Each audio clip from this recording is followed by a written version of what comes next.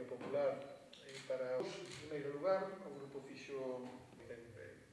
o ano 2009. Quedou patente que hai un goberno que ten detrás o respaldo dun grupo parlamentario que está facendo o que hai que facer nestes momentos. Eso sitúa a Galicia nunha mellor posición para sair da crise. Hoxe mesmo se publicou un informe de Hispalink no que ratifica que Galicia vai a ser a comunidade autónoma que mellor sortee esta recesión,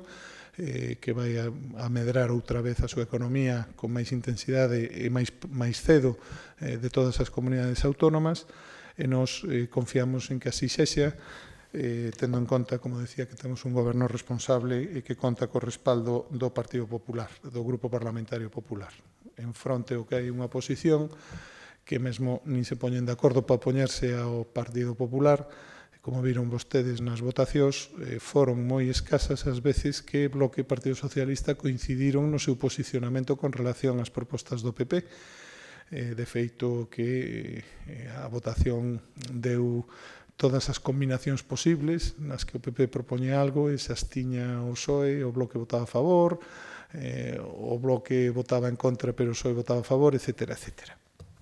É certo que hai prediccións económicas para todos os gustos, que a Hispalink é unha das máis solventes das que se elaboran en España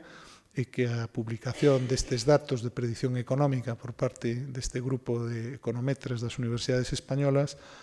pois a nós, dentro do malo, insisto, porque ao fin e ao cabo que estamos a falar dunha nova recesión, aínda que moito máis lixeira que a do ano pasado,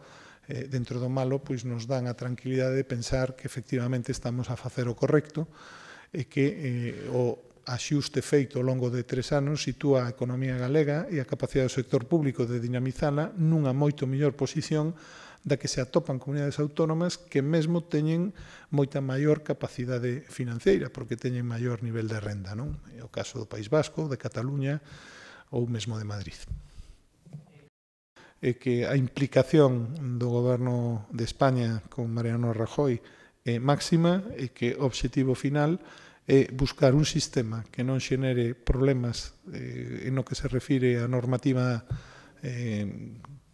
digamos, que defenda a competencia na Unión Europea e que o máis doado é buscar un sistema similar ao que se está vixente e aprobado para outros países en Europa, que ese é o objetivo, poñer en pé de igualdade aos hostaleiros galegos e españois co resto dos hostaleiros europeos. O estado exacto das negociacións, evidentemente, o descoñezo, lamento non poder ser máis explícito. É un excelente dato que estamos obtendo no que se refire á balanza comercial. Temos un saldo exportador